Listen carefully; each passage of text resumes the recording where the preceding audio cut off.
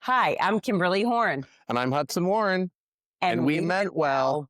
Well, I'll tell you, best intentions, right? I um I am constantly looking to increase audience Oh, and impact and reach and then all the things through social both of media. us. And so I've been on a journey with creating video and content and all that. And I got these cool new microphones, like I upgraded from a little AirPods. And of course, I'm going to be gone at this big Perfect time conference. to have content. Right. At this big conference where I'm like, oh, we're talking about it there. Perfect. I'll take them with me. So I took my stuff with me and I was going to make all this content and I did. So, Well, there's okay. that. I'm going to go with you on this one because I packed it all. Yeah. I even packed that new fancy thing we got, the little thing called a Pivo where it would follow Oh, you yeah. Little around. paper. I was Yeah. like, oh, I could do some fun B-rolls. I could have me walking in here. I could do like some interviews with some, like, what were you thinking you were going to do? Because I didn't do anything. I had it all too. I had it all. Yeah. I mean, fun story. I probably should have thought more about what I was doing. Maybe I would have done it. Huh. I just knew if I took it, it would be great. So my cool new mics did get a trip to Atlanta, but Yeah. that's all they Little got. stamp on their passport. That's all they got. That battery is still 100%. Have you ever done it where you've taken it to like when you've been coaching outside and plan to do it? Oh, yeah. Yeah, I Many packed the times. entire tripod, like the whole big thing of it. Yeah. No, I didn't do that at all. Yeah. So I guess, birds of a feather, right? We I fly- mean, and it's funny because, I'm thinking about, all right, what is the thing that I meant to do well and didn't this week? And, that's kind of what came to mind. And then I realized what our topic was. And I'm like, wow, it's pretty fitting because, we want to talk today about the price of comfort and that comfort is the most expensive thing that you own. and it's so funny when we started talking about us doing this, and this topic came up when we were talking about, comfort, how you feel comfortable about things. It is so true how expensive sitting in comfort is. It really is.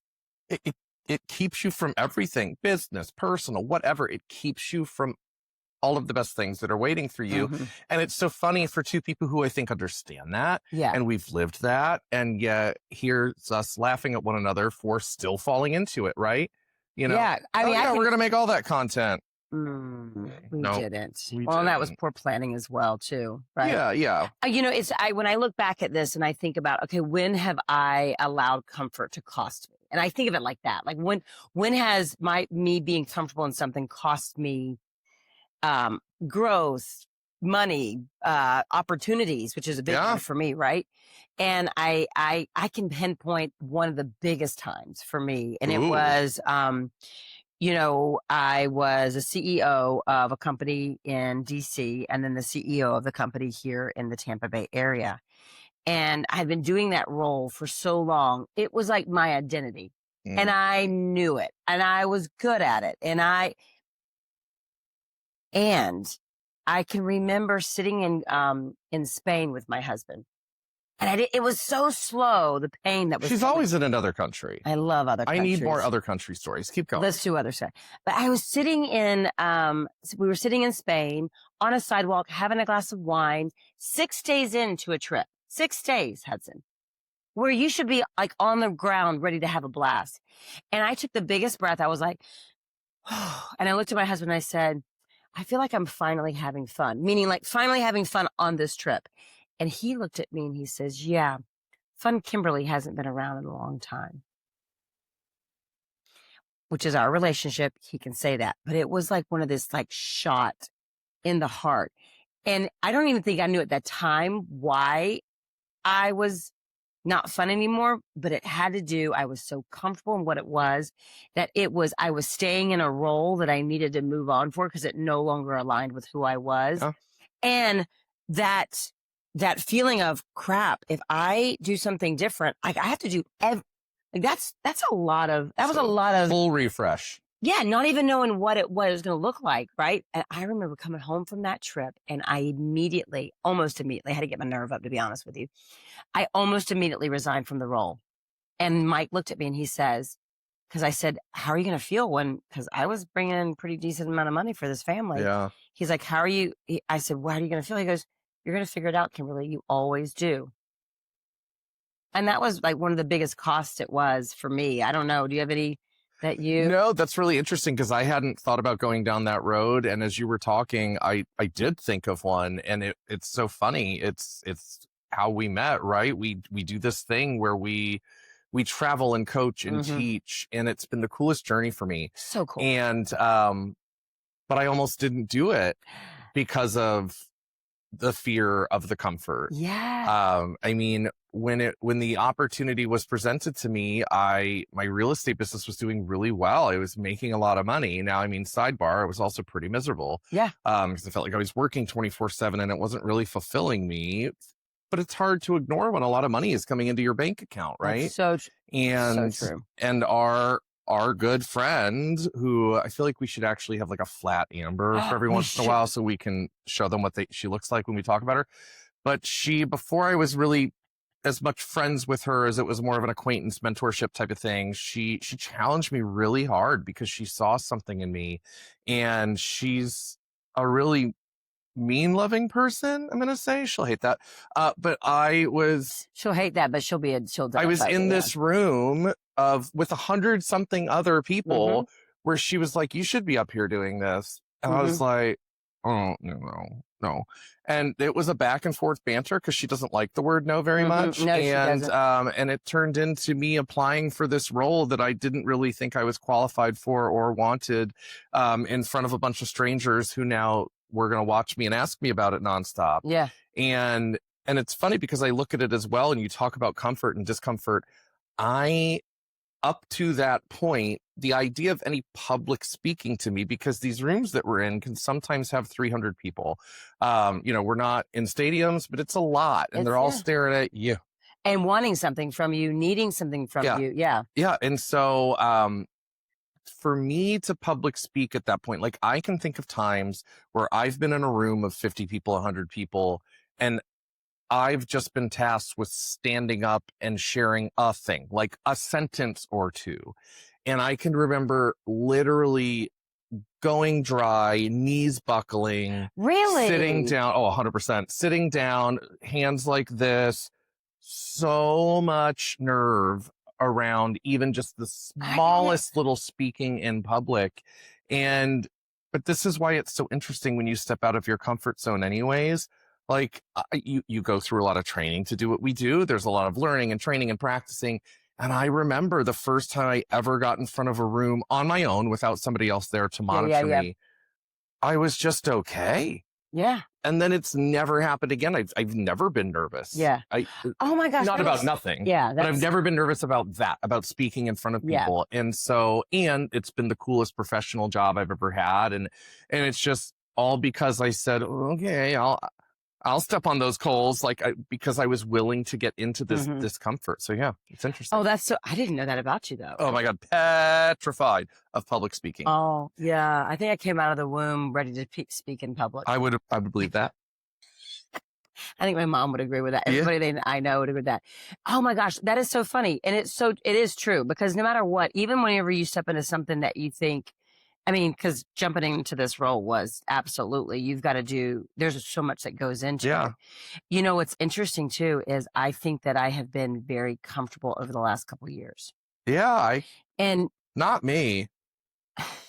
That was a wink if no one saw that. Yeah. Yeah. There was a big old wink there. I think about that. And over the last, and here's what, if I think about this, it makes me a little bit mad at myself now. And it does, because we talk about the crazy of our life and what we do and why we do it and all the different things. And a big part about who I am is how do I do something new and different? One of my really good friends, Brandon Green, he's probably been one of my biggest mentors, especially young in my professional career. I was telling him about me wanting to do more like public speaking and keynotes and bigger audiences or different things. And I said, but I need to figure out who I am and what is. And he said something to me that just still is stuck with mine. He goes, you always seem ready for when the next opportunity is ready to be presented. He goes, because you're always preparing for it. And I think over the last couple of years, I have unwillingly or unknowingly is probably the better word, not been preparing for it. And so when we've been going on this like new social media journey, this podcast, getting this thing started up, like, yeah, that's uncomfortable. it's uncomfortable because we're like, well, is anybody ever going to want to watch it? Are they going to, and to me, it's still the right move. And it's still like rewiring my brain it's been so much.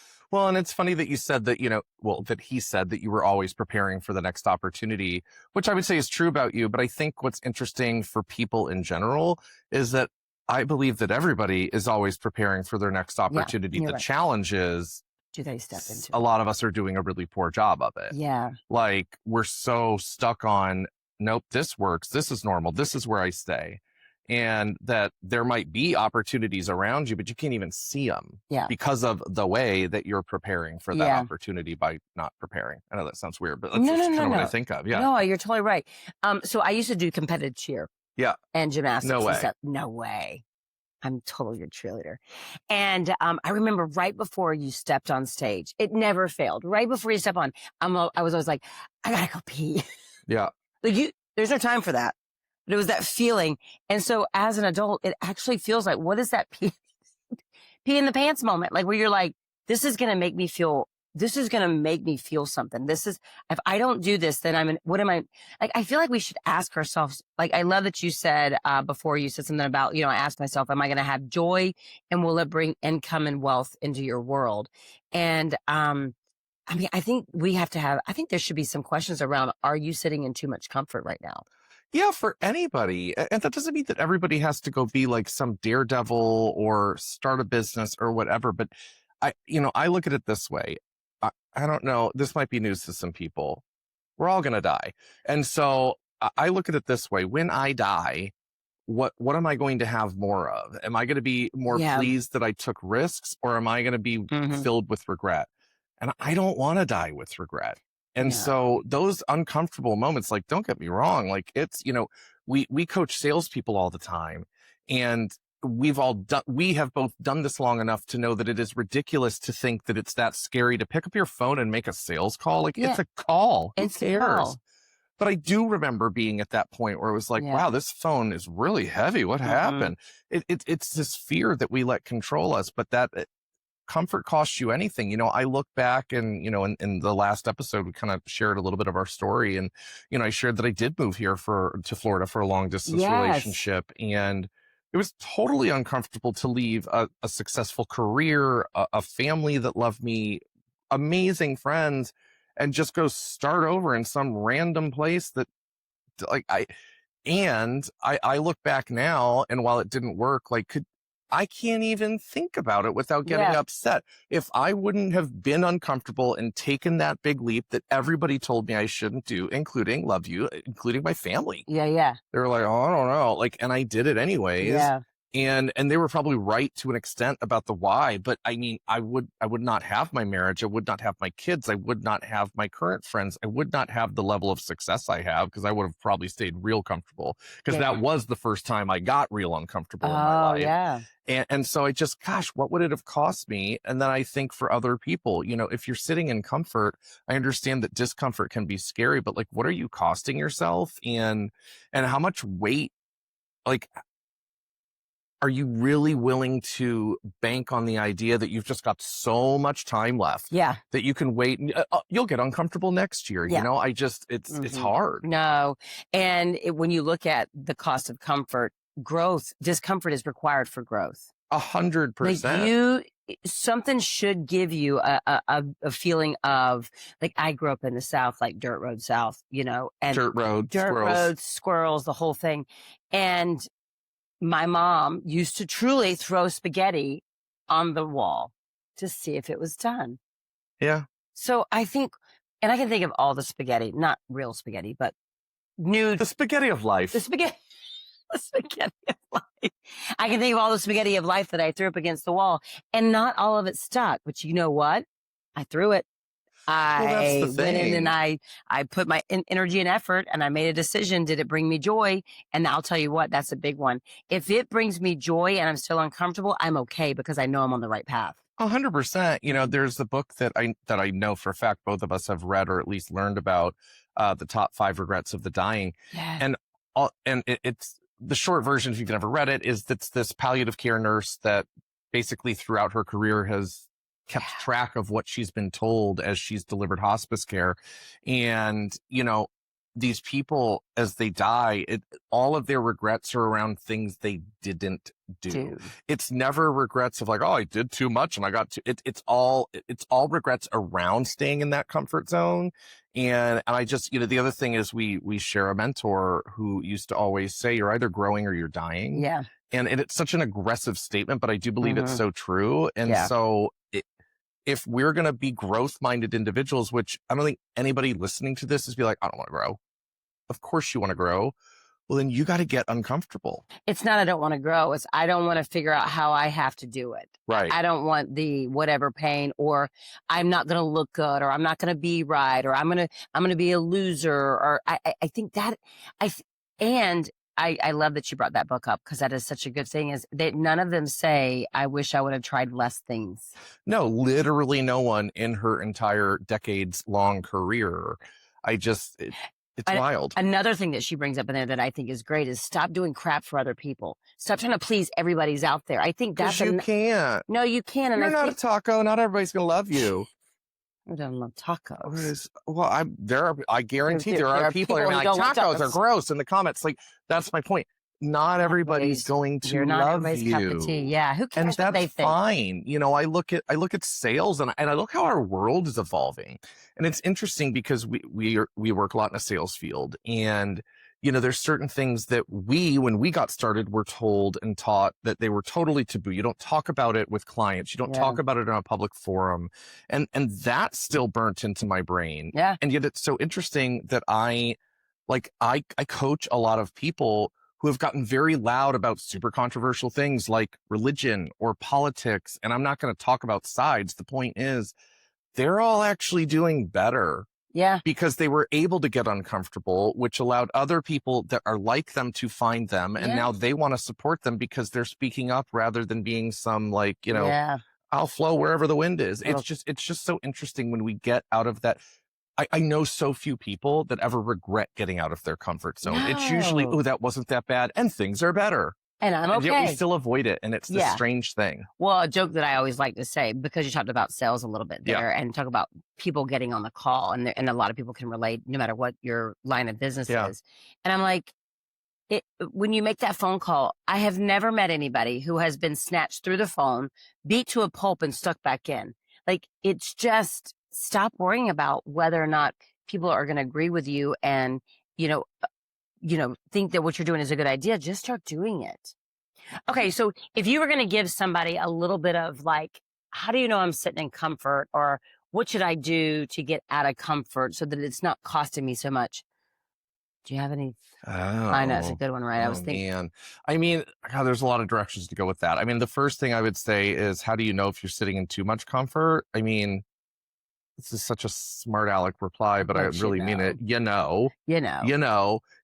already thinking it if you're listening to this right now. If you are, you're on, and you don't need to give you aren't. If you don't, you don't need to give yourself a hard time about it either. No, I mean, but like, give yourself grace. Make the choice to get out of it. And I think that I think especially today, because we have access to so much information, it's like overload. I know that myself personally, I tend to think, if I'm not careful, I tend to think in extremes. Like, okay, so I'm uncomfortable with my health. Okay, right. So you're sitting there thinking you're uncomfortable with your health, and you've got 30 pounds, 50 pounds to lose. And all you can think about is, oh God, that's going to be so hard. And I got to get to this, and I got to get to that. And 50 pounds, how's that ever going to happen? I don't know. Why don't you just make a better choice for your next meal and go from there? I think that, I think that we think in such extremes, and getting out of your comfort zone could be really small choices on a regular basis. Small and I think choices over time. Yes. You look back a year later and it's like your whole entire life is different because on one random Wednesday, you ordered a salad instead of the rice bowl. Like it just doesn't have to be that serious. It's like so just true. Take a step. What would your advice be? Yeah, I definitely am with you on that. The one thing I would say is, I would probably write down everything that scares you that you've always wanted to do. Oh, I love that. I mean, let's say like I would love, I don't know if you've seen those guys like when we go across the Sky Bridge and they're doing that kite surfing. Oh, you're gonna have to go without me. I don't want to do that. But I'm like, that would like write down No. things that scare you. Now, I may not ever go kite surfing because I do believe that I might die doing it, and that's not an uncomfortable thing. That's just I'd like to stay on this earth a little longer. And It's yet, an uncomfortable thing. yeah. And have you done it before? No. I'm just say- giving you a hard time because it's your No. example. But let's just say, but I'm saying like put everything you've ever wanted to do, like write it down, Yeah. and then look at it and go, where's a good start? Where's one little thing? And I love that you brought the health journey because, I've been on one as well. And you're right. It's the little things you do. And I think what a lot of problems are, and let's say you wanted to go out and let's say this podcast. Well, of course we want this podcast to be like wildly successful. Hey, by the way, like and subscribe, please. Yes. No better time to throw that in there. Keep going. Pop it in there. And we might want to be, it's never going to be wildly successful until we set up a place to do it. We pick a name and we do the first one. It's never going to happen. So you have to like write the crazy stuff down and go, okay, well, which one would I do now? Yeah. And go do that. I think the other thing to keep in mind that I feel like in my head, I go, everyone's heard this. And then I realize probably a lot of people haven't. Yes. Feel the fear and do it anyways. Yeah. I was just thinking because we were talking about family earlier, like when I went to propose to Brian, even though, and it's so dumb, I knew he would say yes. Between me being a perfectionist and wanting it to be this hallmark moment and just the gravity of what I was about to do, I was so freaking nervous. I must have looked like a raging lunatic. Thank God it's not recorded because I'm certain it would be the most embarrassing thing ever. And there were so many points where I went to do it and didn't. It was he must have thought that I was going to tell him I was dying. It was very weird. But you know what? I could have just been like, okay, I'm not going to do it. I'll do it. But I was like, no, I'm going to do it. And it's going to be very imperfect, but I'm going to do it. And he's going to say yes. And he did. And I just think we have to apply that to all the areas of our lives. Okay, this thing is scary, but it's either important to me or exciting to me or interesting to me. So freaking do it anyways, because no one else is going to come give you your dream life. What is that saying? Something like, you're never going to look like a genius until you look like an idiot first. Oh yeah, you can't look like a genius if you're afraid to look like a failure. Yeah, because Cassie pulled up the other day a video because I started doing videos for my work. Like I would just do one a week as motivation, and she pulled up a video that I did like 15 years ago, and I was talking just like this, and I was talking, like it. I didn't even know you were capable of low energy. Well, I have a video recording to say this. And now you put a camera in front of me. Somebody could ask me a question and go, can I record you? And I'm going to say, yes. Well, it's that time. It is that time. Right. Who thought that was a good idea? I don't know about you, but for me, what I want to talk about is social media complainers. Ooh, why? Come on. I know. It's like, what is the point? Like, and there's constructive complaining and I'm cool with that. Like, I am not Pollyanna sunshine and rainbows, but just the meanness or the whining, I feel like there's these people floating around Earth that if I handed them $1 million in a bag, they'd be like, well, I don't know. I got to pay a lot of taxes on that. Like, what is the point of constantly complaining? What is it accomplishing for you? And it's funny because we were, we just got the opportunity to hear Gary Vee speak. Oh, he was phenomenal. And he was talking about the people that, online trolls and complainers and keyboard commandos and all that. And, you just think about like, how sad is that? That like, that's what you go out of your way to do with your time. And they don't just go out of their way. I mean, they literally like go out of their way to make a comment. And usually it's very vicious. Yeah. So I don't know. Again, like I'm not here to say like, just smile all the time and act like everything's perfect. But like, I don't know, maybe like don't whine all the time in a public forum for all the world to see. Yeah. Just me. Yeah. No, I'm with you. I'm totally with you on that. I just, it makes me feel sad for them because I know there must be something, and we're going to get that too, but there's something going on with them. They feel they need to bring somebody else down. Yeah, for real. Like who thinks it's a good idea to do that? All right. I'm going to bring up one that we've talked about before, but I have to bring it up. All right, I know. Mullets. I can't. No, that belongs in the password. And I have family members currently who are rocking it. And And I know it's the trend. Heck, let me tell you what, my boys, the teenagers these days with the, let me fix my hair. It's just, Oh, yeah. it's a lot. They're going to look back at that one day and go, that was not a good idea. Yeah, but the whole mullet thing, I No. mean, like, I don't know, what's next? Flock of seagulls? We don't need it. We don't need it. We don't need the feather bangs back either. No, we we really don't need a lot of that No, stuff. But yeah, mullets, I honestly, yeah. Who thought that's a good every idea? time I see one floating around, like on purpose, not like just they Uh-huh. don't care. I'm like, I don't know. Mm-mm. Yeah. No, not my cup of tea either. So Yeah. all right. Well, I'm Kimberly Horn, I'm Hudson Warren. and we meant well.